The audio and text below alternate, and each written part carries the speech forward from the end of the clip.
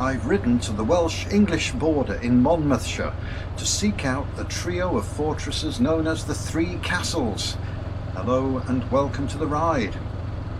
The three Norman castles controlled a large area of confrontational border country between the River Wye and the Black Mountains, the very same beautiful countryside that I'm now riding through. First of the three on my list is Skenfrith Castle. I'm now crossing the River Monnow, which marks the border between England and Wales. The town of Monmouth derives its name from the river.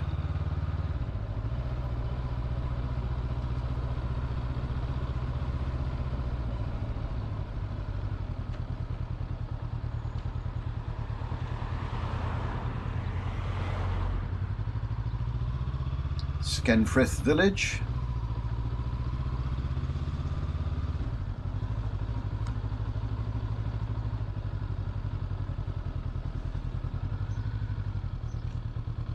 And there's the castle occupying a strategic spot on the banks of the River Monnow, dominating the important route between Wales and England. As ever with Norman castles, the original would have been built of wood, but King Henry II had it rebuilt in stone in 1187.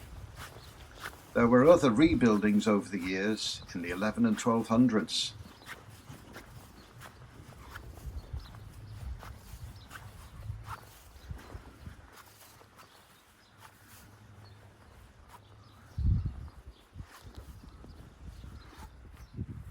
The walls are still extensive.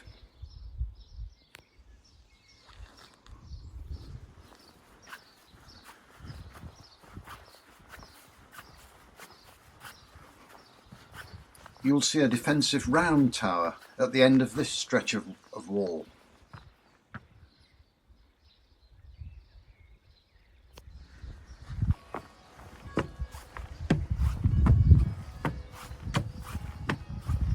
And there's the great round keep, the last line of defence.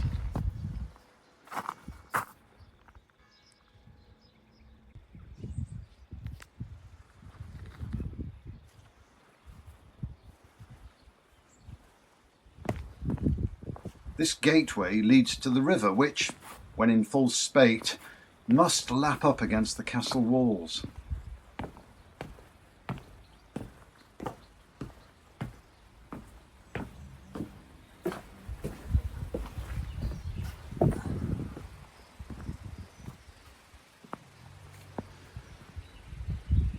There's that defensive round tower again, from which arrows could be shot down on attackers assaulting the walls.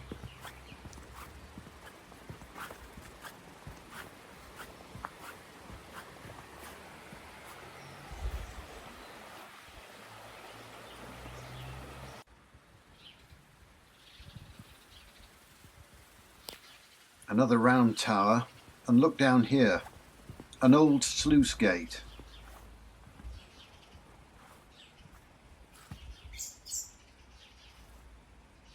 This controlled water into a channel known as a mill leat.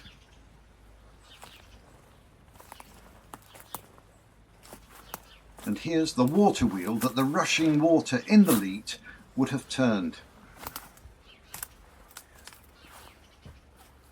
An old corn mill, a real bonus find.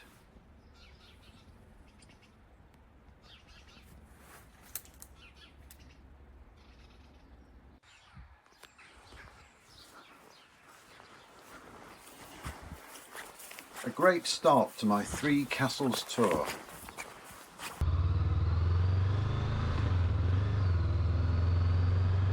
For now, it's back to my hotel in Grossmont. I'll return tomorrow. Day 2, and back in Wales, just north of Skenfrith, on the B4347. Heading for the castle at Grossmont. Grossmont being translated from the Norman French as Big Hill, and named appropriately. I'm climbing steadily now along the Welsh side of the River Monnow, the border between England and Wales. Skenfrith is at 165 feet. Grossmont is at 430 feet.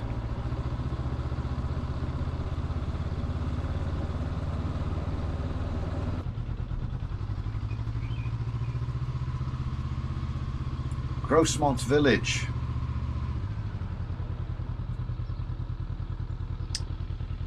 That little footpath leads up to the castle.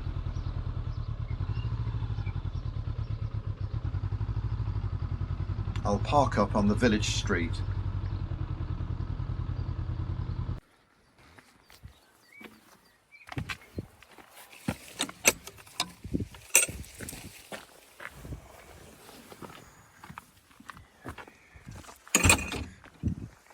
And there it is. So much of it left.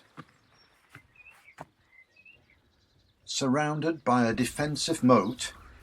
Think of all the work that went into the digging of the moat alone, let alone bringing the stone here to then build this impressive stronghold. It experienced an active life. Its last action was in the 15th century, when besieged in the rebellion led by the charismatic Welsh leader Owen Glendower.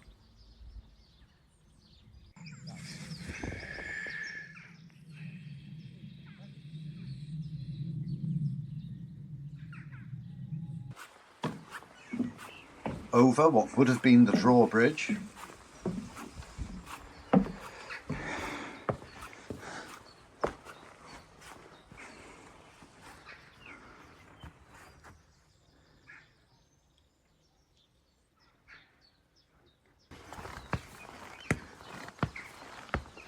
up onto the walls,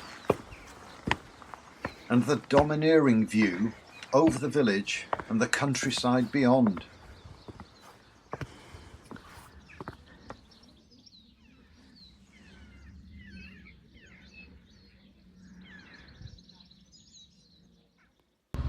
Into that countryside now.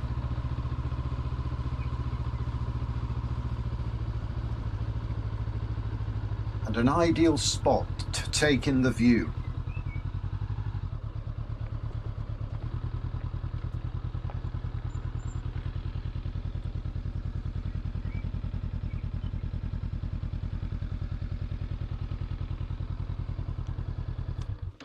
Coffee stops don't come any better than this, with views over the once troubled border country across to the Black Mountains.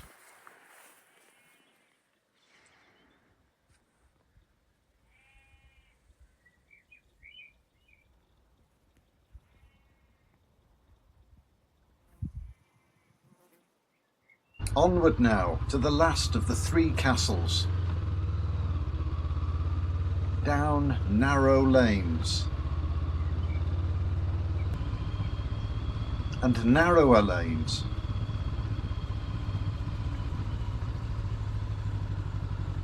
Having a target to reach places of history like this has introduced me to some amazing countryside and little lost lanes. It's an absolute pleasure just to be here, and a privilege to share it with you.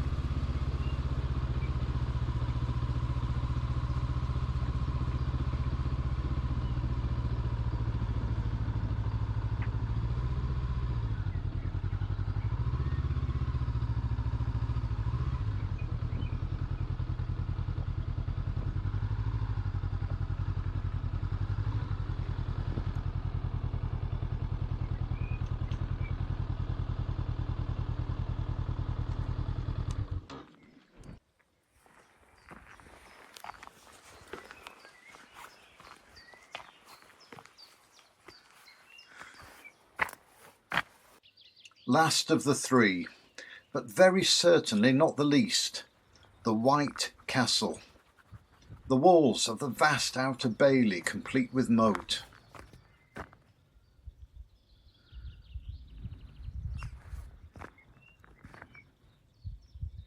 Over what would have been the first drawbridge.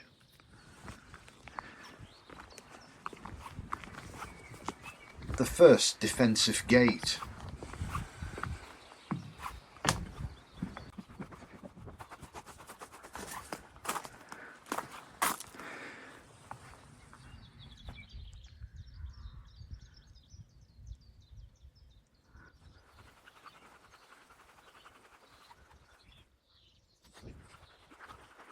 the moat around the inner bailey, still holding water.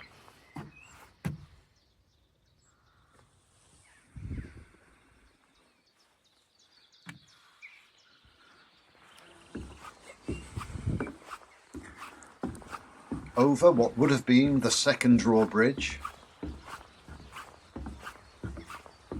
to the massively defended second gatehouse.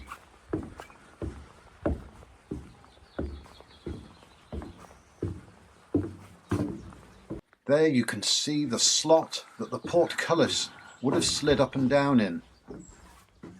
Originally constructed from wood and earth, a series of renovations, especially under Edward I, transformed it into the significant defensive structure we see today. Its medieval name might derive from white rendering, now long gone. Just amazing heritage and the great basis of a tour through the hills and along the lanes of border country.